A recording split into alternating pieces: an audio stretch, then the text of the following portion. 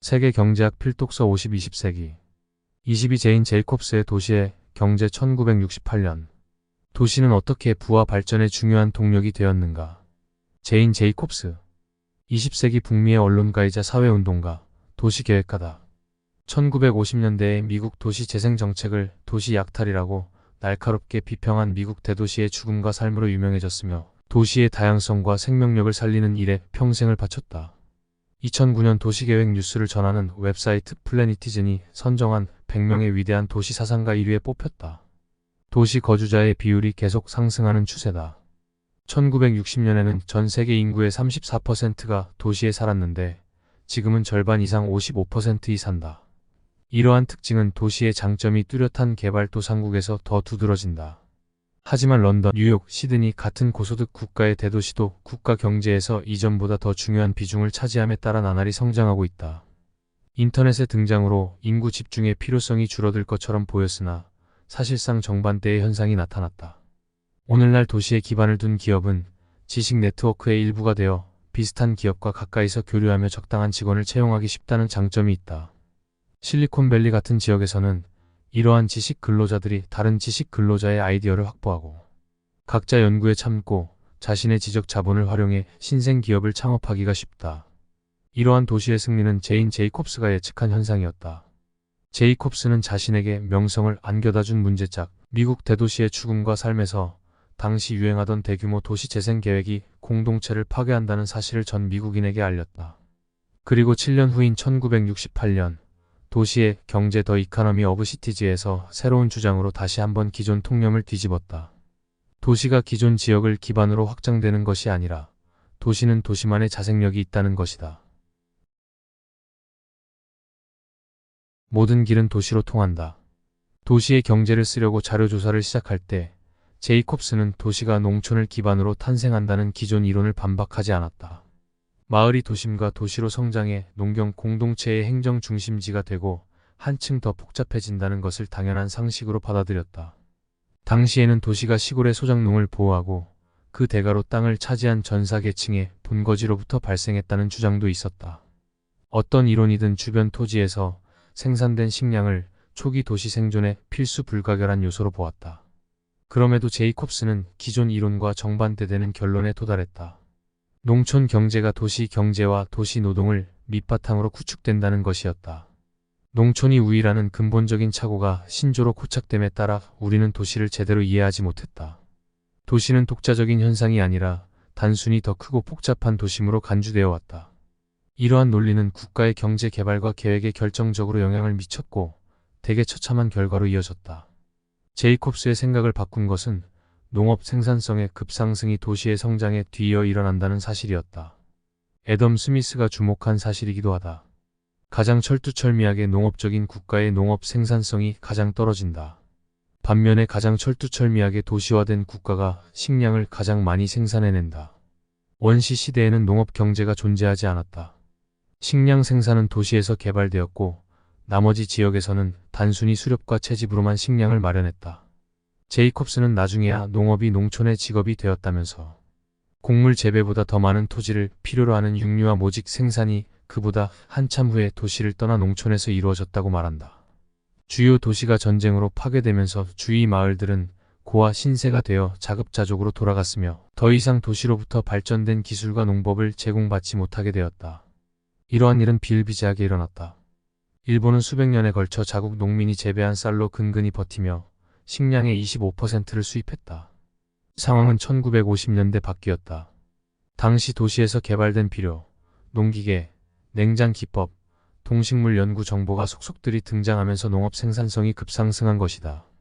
일본은 인구 폭증에도 쌀을 자급자족할 수 있게 되었을 뿐만 아니라 달걀, 가금류, 과일, 채소의 생산량 증가로 한층 더 다채롭고 풍성한 식생활을 누리게 되었다.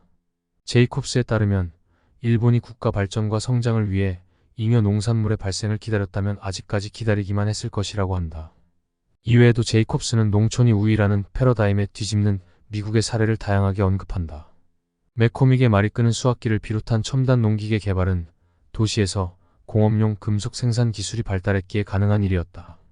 캘리포니아의 대규모 과체류 산업은 기존의 밀, 경작지나 동물용 목초지를 토대로 진화한 것이 아니라 샌프란시스코에 있는 보존식품 공장과 통조림 제조업체의 필요에 의해 탄생했다. 이들은 인근에서 수확된 농산물을 상품화해 도시에서 판매하거나 수출함으로써 이익을 얻을 수 있었다. 제이콥스는 도시가 농촌에 의존하는 것이 아니라 농촌과 농촌 인구가 도시의 필요성과 수요 변화에 의존하며 실제로 도시의 요구에 부응하는 것만이 농촌의 유일한 발전 방법이라고 보았다. 도시의 성장 재료와 조건. 사람들은 기존 지역이 확장되면서 도시가 된다고 생각하는 경향이 있지만 도시는 도심과 달라서 점진적으로 성장하지 않는다. 그보다는 훨씬 폭발적 또는 기하급수적으로 이루어진다. 표면적으로는 수출 산업 창출에 따라 폭발적 성장이 이루어지는 것처럼 보이지만 로마 제국 초기나 13세기 파리 셰익스피어 시대의 런던, 20세기 뉴욕의 경제는 그렇게 설명할 수가 없다. 이 같은 폭발적인 성장은 수입 교체 산업의 호황, 즉 수입되던 제품과 서비스가 현지에서 생산되며 가능해졌다. 제이콥스는 일본의 자전거 사업을 예로 든다. 일본 현지의 자전거 수리점은 원래 수입산에 수리만 했으나 얼마 안 지나서 수입산에 비해 저렴한 부품을 생산하더니 그 다음에는 자전거 완제품을 만들어내기 시작했다. 이렇게 탄생한 자전거 회사는 더 광범위한 기술 생태계에 편입되어 결국에는 토요타 및 소니 같은 대기업의 협력 업체가 되었다. 제이콥스에 따르면 도시가 수입 교체 산업에 관여하기 시작하면 새로운 일자리와 재료 및 자재가 필요해지므로 일자리 창출이 급속도로 늘고 농촌 산업이 발달한다. 뿐만 아니라 이런 요소들이 시너지를 일으킴에 따라 경제활동의 총합이 급속도로 확대된다. 제이콥스의 수입 교체 임포트 리플레이스먼트는 경제학 교과서에서 말하는 수입 대체 임포트 리플레이스먼트와 같은 뜻으로 보이지만 후자는 정부의 국가 건설 사업의 일환으로 이루어지는 것을 뜻하는 데 반해 제이콥스의 개념은 도시의 자유시장에서 일어나는 유기적인 과정으로서 기업가들과 거래자들이 조건에 반응하는 수백만 개의 통찰력과 의사결정의 결과다. 제이콥스는 위치나 다른 자원으로 도시가 성공하는 원인을 규명하지는 못한다면서 그보다는 도시로서의 존재감과 성장 자원은 도시 자체의 절차와 성장 체계에서 비롯된다고 주장한다. 도심이 세계에서 가장 아름다운 항구에 위치하는지 정부에 의해 중요한 교역 지점이나 세수 거점으로 지정되는지는 중요하지 않다. 성장 생태계와 경제학자들이 지식 파급 네트워크로 부르는 것이 없다면 도시는 번성할 수 없다. 로스앤젤레스와 도쿄는 교역 장소로 그리 바람직한 장소는 아니지만 어찌 되었든 번성했다. 뉴욕이 오데오와 대서양을 잇는 이리 운하와 연결된 직후부터 번성하기 시작했다고 주장하는 사람이 많지만 역시나 이리 운하와 인접한 저지시티는 소규모 도시다. 뉴욕이 운하를 10분 활용할 수 있었던 것은 다양한 산업이 발달한 도시였기 때문이다. 대도시의 가치 있는 비효율성. 제이콥스는 경제에서 이미 달성된 노동 분업의 개수와 다양성이 클수록 더 다양한 제품과 서비스를 추가할 수 있는 경제의 근본적인 역량도 향상한다고 주장한다. 도시는 오래된 직업과 산업을 통해 축적된 노동력, 지식, 자본이 새로운 제품과 서비스 창출에 적용될 때 재탄생하고 여러 차례 호황을 누린다는 것이다. 제이콥스는 책을 쓰던 시점에 뉴욕의 퇴보를 목격했다. 다른 나라의 값싼 노동력 때문에 뉴욕의 의류 산업이 쇠퇴한 것이다. 그렇지만 의류 디자인과 유통에 막대한 지적 자본이 투입되며 이후 수십 년에 걸쳐 새로운 일자리가 수천 개 창출되었다. 이 사실을 알았더라도 제이콥스는 크게 놀라지 않았을 것이다. 제이콥스의 핵심 논점은 어느 지역이 새로운 유형의 산업을 개발하기 위해서는 다양한 자금 조달원이 존재해야 한다는 것이다. 다양한 자금 조달원이 존재하려면 사람들이 선호하는 투자 수단이 각양각색이어야 한다. 비효율적인 자본 배치가 실질적으로는 도시 성장을 유발하는 셈이다. 제이콥스는 공중위생, 환경오염, 식수보급 교통체증, 화재 위험을 비롯한 많은 문제가 산재한다는 점에서 도시가 항상 비효율적으로 돌아가는 것처럼 보인다는 사실을 인정한다. 하지만 도시만이 이러한 문제에 대한 해결책을 제시할 수 있으며 새로운 제품과 서비스만이 문제를 완화할 수 있다고 지적한다. 실제로는 민간 자본 주체가 새로운 산업이 들어설 최적의 장소를 결정하는 편이 한층 더 합리적일지라도 정부가 정당한 일을 했다는 만족감을 얻기 위해 개발 명목으로 일부 지역에 투자를 집중하는 일도 가능하다. 인터넷만 연결된 곳이면 어디서든 일할 수 있다는 생각이 확산 중이지만 그러한 일은 아직 실현되지 않았다.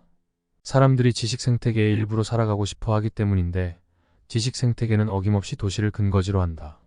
도시에는 수많은 문제가 존재하지만 도시야말로 참신한 일이 일어나는 곳이라는 사실을 사람들은 잘 알고 있다. 제이콥스는 도시가 비생산적이라는 주장이 허구라고 말한다. 제인 제이콥스 더 알아보기. 1916년 미국 펜실베이니아 스크랜턴에서 태어났다. 19살에 뉴욕에서 속기사 겸 프리랜서 작가로 일했으며 컬럼비아 대학교의 일반 학문 대학원에서 수업을 들었다. 제2차 세계대전 당시 국무부 발행지인 아메리카에 글을 기고했다. 1952년에 건축 포럼 아커텍처럴 포럼의 기고가로 활동하기 시작했다. 할렘 동부의 활성화와 링컨 센터의 재건축 계획을 비판하면서 부유한 개발업자와 개발 친화 성향의 정치인들과는 반대편에 섰다. 록펠러 재단에서 지원받은 자금 덕분에 자료를 수집해 미국 대도시의 죽음과 삶을 쓸 수 있었다. 토론토와 밴쿠버의 도시 개발 관련 논의에서 중요한 역할을 담당했다. 2006년 토론토에서 세상을 떠났다. 제이콥스의 삶을 더 자세히 알고 싶다면 로버트 카니겔이 쓴 거리에서의 삶 제인 제이콥스의 인생 라이프 안더 스트리트 더 라이프 오브 제인 제이커브즈를 추천한다. 이상으로 제인 제이콥스의 도시의 경제이었습니다.